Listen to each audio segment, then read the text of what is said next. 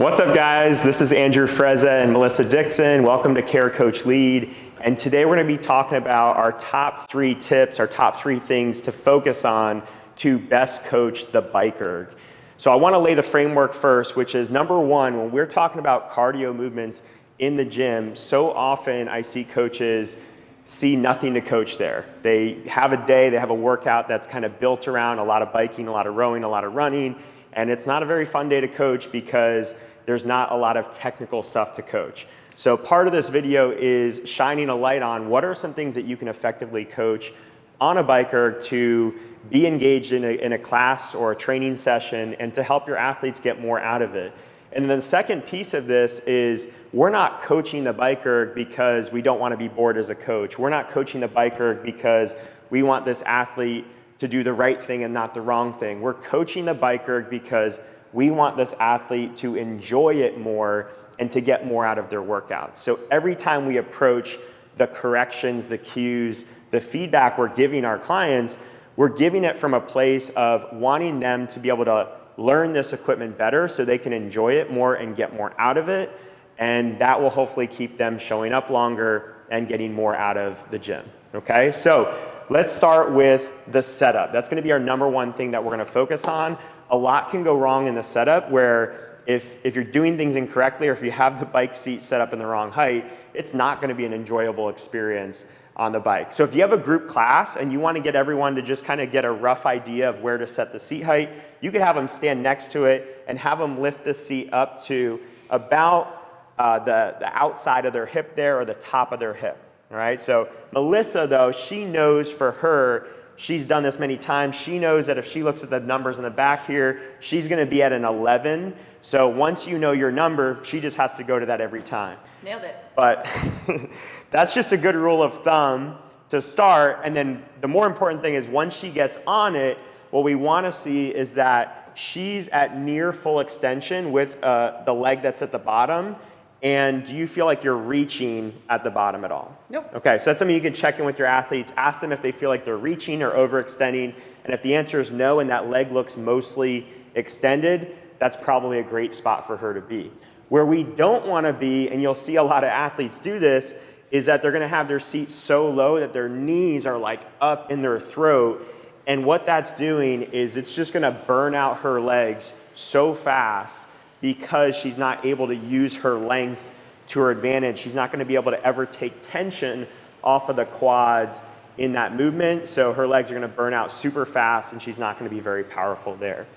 So she's going to move it back up to her appropriate seat height. Another thing that I want you to pay attention to with your athletes is where is their foot placed on the pedal. So what we'll commonly see is that people actually skew their midfoot or their heel onto the pedal there instead of having the ball of their foot driving through the pedal. So it can be a subtle thing that if you just tell them, hey Mel, can you stop for a second, shift your foot back so that the ball of the foot's driving through the pedal, and then that should feel a lot better. She should be able to create a lot more power there. All right, and then now if you come to the front view, another thing we'll see is that people will have their knees and toes flaring out a little bit, and they'll just be in this like bow-legged position biking. So from there, we're going to want to correct those feet and toes forward. Mel, go ahead and point your toes towards me more, straighten out those feet, great. And then as you pedal, I want you to keep those knees perfectly in line with those ankles and toes. Feel like you're driving everything in one direction straight ahead. Perfect. Okay, so these are all subtle things that you can pay attention to in the setup position that's going to allow her to do this in the most effortless way. And 1 or 2 of those tweaks can make a really big difference. Now let's talk about pacing, okay? And this is going to come in and show up in a number of different ways, but where it's most common is that people are trying to figure out where they need to put the damper setting on the Bike Erg. And just a quick side note here, we love the Bike Erg more so than the assault bike or some of these echo bike, the fan bikes, because of the versatility of it. Because of this damper setting, we can do it low and make it a very aerobic effort where she's able to sustain it for a really long period of time, or we could do some sprints with a lot of resistance, make it more anaerobic with a lot of rest built in, and really challenge her in that way. So this is a very versatile machine.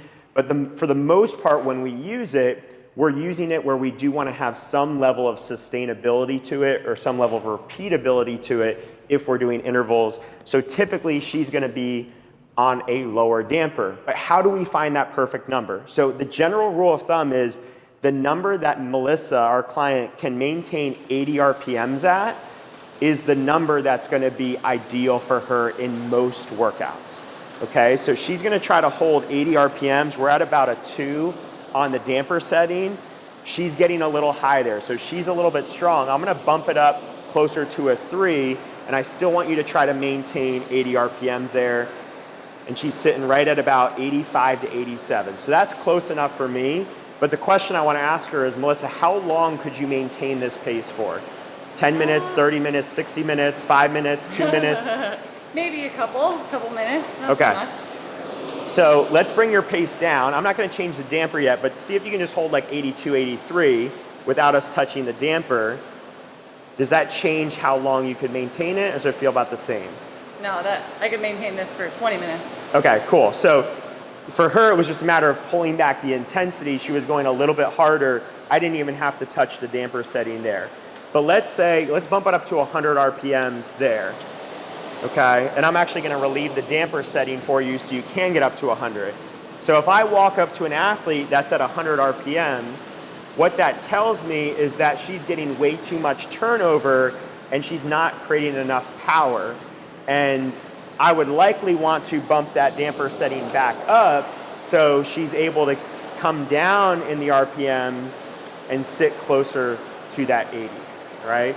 And what is really happening on the inside here is that when someone's high in RPMs, it's meaning that the resistance isn't high enough, but she's likely going to be at a really high heart rate because she's turning over fast, but that the resistance isn't enough to burn out the leg. She's probably not going to ever fatigue in the leg so much that's going to make her want to stop or slow down. Her limiting factor will be breathing and heart rate.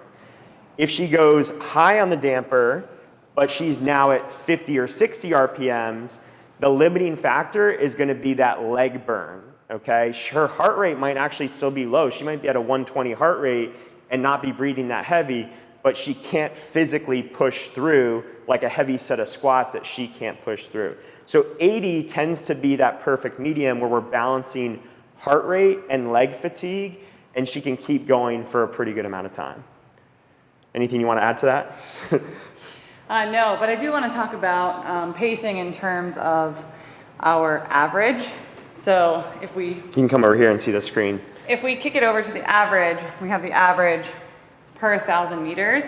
So the output that I was putting, I went into the 155 range. So if you look at overall, I did 734 meters. If we were doing a 750 meter repeat, looking at that average is pretty clutch. Yeah, so 216.3 was her average per 1,000 meters. So she didn't do a full 1,000, but we have enough data there to see an average, a weighted average. So she had some at 155, some at 205, some at 220, some at 230. The screen says 250 as she was getting off there. So as a coach, if I'm trying to figure out, well, what is Melissa's ideal pace? How can I get her to figure out where she needs to be in a given workout? And I'm watching 10 other people, I have no idea if I'm not staring at her screen the whole time. But if I have it on this screen, which is if you just hit this top right button there, it's going to always get you to the screen. I know, okay, Melissa averaged 216 for her 750. So if the next time she hops up on a bike for an interval workout and I see her at 158, I'm going to say, you know what, Melissa, let's try slowing down a little bit. Let's try settling into about a 210, 212 pace, and let's see if you can hold that. And if she's able to do that, she actually gains 4, 5, 6 seconds on her pace, but she didn't have to start nearly as fast. So it's really cool to have this aggregate number for both the athlete themselves and then you as a coach, especially if you're watching many, many athletes go at once. The last thing we want to talk about is exertion on here. So ultimately, the end goal of a lot of these machines, or really anything that we do in the gym, is we get the maximum amount of output for the least amount of perceived exertion, okay? And one of the things I see on the bike is that people will overly exert unnecessarily. So part of that comes into the setup that we talked about earlier, but if she has the right setup, some of the things that we'll see is number one, we'll see just a lot of movement. We'll see a lot of swaying back and forth, a lot of shifting in the shoulders. Where we really want to see, Melissa, go ahead and just steady that part of your back and try not to sway so much. There you go. Just let the legs do the work. So we don't need a ton of movement to be able to create a lot of power with the legs.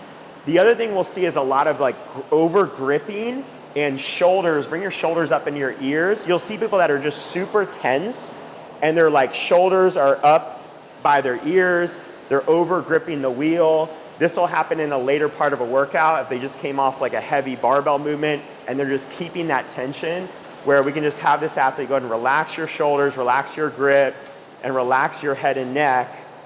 And if you see an athlete that's making faces while they're doing this, you see an athlete that is swaying or over gripping, those little cues can make a really big difference. And then if you want to get more advanced with this, we can encourage our athletes in certain workouts to go from a more nasal breathing approach where they're going to be solely breathing in and out through their nose.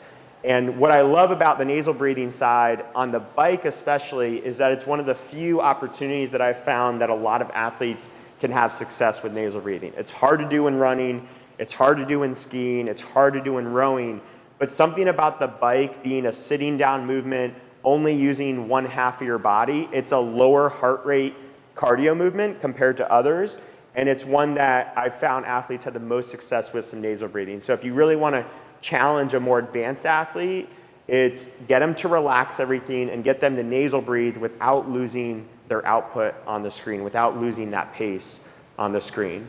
All right, so I hope that's helpful for you guys. And the next time you see Bike Erg in your workout or any type of bike in your class workouts, look for these things. Look for ways that you can help your clients enjoy these pieces of equipment more and look forward to coming to the gym on those cardio days. If you have any questions or comments, leave them below, and we'll see you in the next video.